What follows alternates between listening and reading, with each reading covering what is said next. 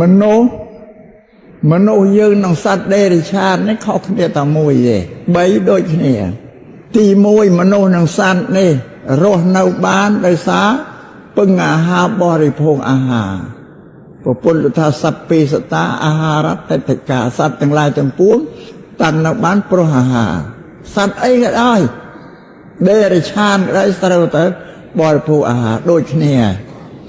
ទី2មនុស្សនិងសត្វនឹងមានសេចក្តីភ័យខ្លាចរន្ធត់តក់ស្លុតនឹងអ្វីដែលមកប៉ះពាល់រូបរាងកាយរបស់ខ្លួននឹងភ័យខ្លាចដូចគ្នាទី3មនុស្សដេរិឆាននេះមានញីមានឈ្មោះដូចគ្នា3នឹងដូចគ្នាតែមនុស្សលើសត្វមួយដោយសារមានធម្មសញ្ញាគឺជាតួបញ្ញាលើសត្វដេរិឆានមួយណាលើសតែមួយមើលគ្នាអត់ឃើញទេមនុស្សនិងសត្វបានគេថាមនុស្សសត្វហ្នឹងគឺអ្នកដែលយល់ដឹងសេចក្តីខុសត្រូវល្អអាក្រក់ថាមនុស្សបល័យហ្នឹងដោយសារយើងមានបញ្ញាតែបញ្ញារបស់មនុស្សមានគ្រប់គ្នាកើតមកមានពូជបញ្ញាក្រឹបបញ្ញាមកក្រឹបមកជាមួយនឹងគ្នាតែបញ្ញារបស់មនុស្សអាចរីកចម្រើនធំបានដោយសារសិក្សារៀនសូត្រអក្សរសិល្ប៍វិជ្ជាសពបែបយ៉ាងទើបធ្វើបញ្ញាឲ្យរីកឡើងបានបើមិនបានរៀនបានស្អីបញ្ញានៅតែក្តៀបប៉ុណ្ណឹងឯងគ្មានអីដែលជាអាកំបាំងទេមើលយើងអ្នកកើតនៅក្នុងក្រុងយើងបានរៀនសូត្រអ្នកនៅក្នុងស្រុកស្រែជនបទដាច់ស្រយាលកើតថ្ងៃខែឆ្នាំដូចតែយើងដែរបើគ្នាអត់បានរៀនយើងទៅធៀបខ្លួនយើងអ្នកអស់នឹងទៅយល់ដឹងអីមានបញ្ញាដឹងខុសត្រូវអីគ្នាប៉ុណ្ណាឆ្ងាយមើលគ្នាមិនឃើញទេនេះសម្រាប់មនុស្សហ្នឹងបានទាំងអស់គ្នាដែលជានិស្សិតទាំងអស់ទាំងបព្វជិតទាំងនេះបុរាណលោកថាទំពាំងស្នងឫស្សីហើយត្រូវដឹងព្រះអង្គដឹងខ្លួនយ៉ាងគ្រប់គ្នាខ្លះអត់ដឹងទេចេះរស់ទេសង្អាងមានម៉ែនៅឪនៅគិតចិញ្ចឹមស្រាប់ហើយចិញ្ចឹមហើយក៏បានជាគិតស្មានតែម៉ែឪនៅចិញ្ចឹមឯងតែឯងងាប់បានម៉ែឪងាប់ប្រយ័ត្នណាឲ្យមានបញ្ញារស់នៅប្រកបដោយបញ្ញាតែគិតមិននៅប្រមាណទេតែកើតមុនយើងងាប់យើងហើយជើងកាយចម្លងយើងមិនទាន់ដល់ត្រើយឲ្យមិនទាន់ឲ្យមានគូសកអផងក៏ស្លាប់បាត់ទៅចោលយើងកណ្ដាលទីនឹងឯងមកអត់ដល់ត្រើយណាអានឹងត្រូវដឹងចឹងបើអញ្ចឹងហើយនឹងគ្នាខំសិក្សារៀនសូត្រអក្សរសិល្ប៍វិជ្ជានៅឲ្យចេះដើម្បីឲ្យបញ្ញារបស់យើងវារីកឡើងស្របទៅតាមពាក្យទូលមានព្រានបដៅរបស់លោកអ្នកត្រាស់ដឹងគឺពុទ្ធគឺលោកឲ្យមនុស្សនោះសន្សំបញ្ញាគឺការយល់ដឹងខុសត្រូវនឹងតែគ្មានបញ្ញាទេគឺដេរិឆានណារស់ដូចដេរិឆានយ៉ាងឯងវានេះសំបីតែរូបរាងជាមនុស្សលោកបែងមនុស្សនឹងទៅជា4ទីមនុស្សទេពតាមនុស្សជាមនុស្សប្រែតមនុស្សដេរិឆាននេះវាខុសគ្នាអញ្ចឹងដោយសារអីដោយសារមនុស្សហ្នឹងមានបញ្ញាខ្លាំងក្លាគេយល់ដឹងខុសត្រូវក្រៃលែងគេរក្សាថែរក្សាជីវិតគេនោះឲ្យមានសិលធម៌គ្រប់គ្រងនៃជីវិតរូបរាងកាយហ្នឹងក៏ដោយសារបញ្ញាដែលគេហៅមនុស្សទេពតាហ្នឹងមនុស្សជាមនុស្សនឹងមានបញ្ញាតែល្មមមកធ្វើជីវិតមនុស្សឲ្យរស់បានមនុស្សប្រែតហ្នឹងគឺមនុស្សដែលល្ងងពួកអវិជ្ជាហ្នឹងហើយកាចខុសត្រូវដោយសារប្រែតឆ្លោះប្រកែកគ្នាហ្នឹងមនុស្សដេរិឆានគឺមនុស្សសូន្យទេអត់បញ្ញាទេឃើញទេមនុស្សប្រភេទវាខុសគ្នាបានអាស្រ័យនេះអ្នកទាំងឡាយគ្រប់គ្នាចូលសាងខ្លួនរបស់ខ្លួនឲ្យទៅជាមនុស្សទេពតាឲ្យទៅជាមនុស្សយកឲ្យបាន2ថ្នាក់ប៉ុណ្ណឹងទៅចុះក៏ឲ្យវាធ្លាក់ដល់ប្រែតក៏ឲ្យវាធ្លាក់ដល់ដេរិឆានហ្នឹងហើយដូចប្រាប់ថាហើយយើងជាទំពាំងស្នងឫស្សីហ្នឹងណាអ្នកមុនចាស់ប្រធាចារ្យមិនមែនណាក្រាញនៅបានទេទាំងអស់នោះក៏មិនចង់ស្លាប់ដែរប៉ុន្តែក្រាញវាមិនបានវាត្រូវតែស្លាប់ម្ល៉េះហើយការងារទាំងបានដែលជាដូនជាតាយើងក៏ធ្វើមកត្រូវធ្លាក់មកយើងនឹងឯងដែលជាទំពាំងស្នងឫស្សីហ្នឹងជាដូនជាតាជាដើមឫស្សីខ្លួនយើងជាទំពាំងហ្នឹងវាបំរុងនឹងកើតជាដើមឫស្សីស្នងឡើងអានេះដឹងខ្លួនអញ្ចឹងតែឫស្សីហ្នឹងវាអាចថិតធំទៅបានតែវាមានជី ជីវជាតិ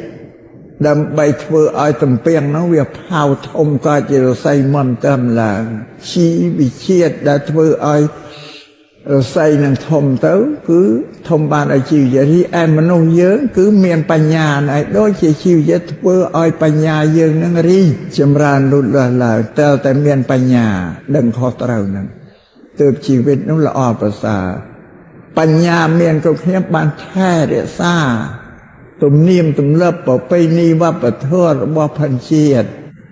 ហើយនឹងទឹកដី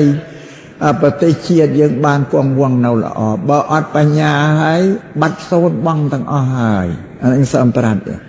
ពេលសប្តាហ៍សម្បត្តិសប្តាហ៍បាត់ហើយណាទំនៀមទម្លាប់ប្រពៃណីវប្បធម៌របស់ជាតិបាត់អស់ហើយអត់ទាន់មានអាណាដឹងខ្លួនទេណាសប្តាហ៍នេះទទួលយកតែទំនៀមទម្លាប់ប្រពៃណីវប្បធម៌របស់ពួកបរទេសពួកបច្ចេកទេសទេអ្វីរបស់ខ្លួនបាត់អស់ហើយណាសូន្យបាត់អស់ហើយនៅតែទូស្រួយស្ដាប់សំបីតែភាសាវាចាខ្មែរគេថាពុកម៉ែលោកឪពុកអាអ្នកម្ដាយឬអ្នកម៉ែបាត់អស់លីងសូន្យទេសម្រាប់ខ្ញុំកណាអាត្មាព្រាម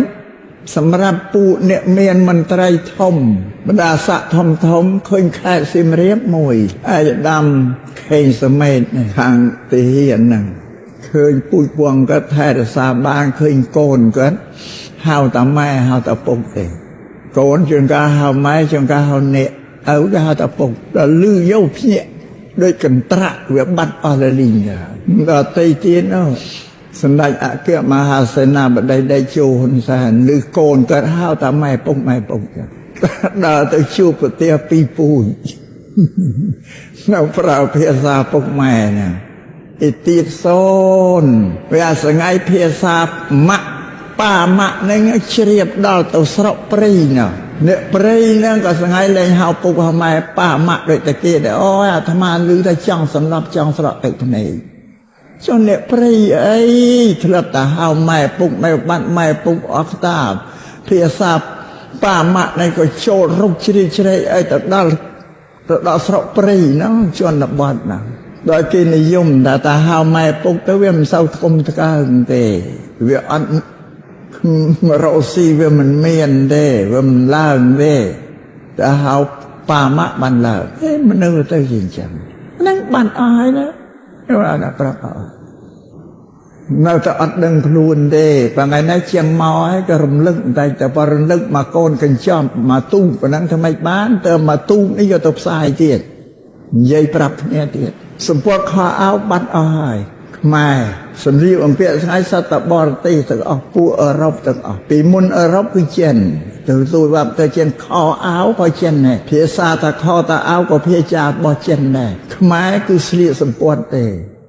ទាំងប្រុសទាំងស្រីស្លៀកសម្ពាត់ក៏បិននេះពីមុនដល់ក្រោយមកយកវប្បធម៌ចិនហ្នឹង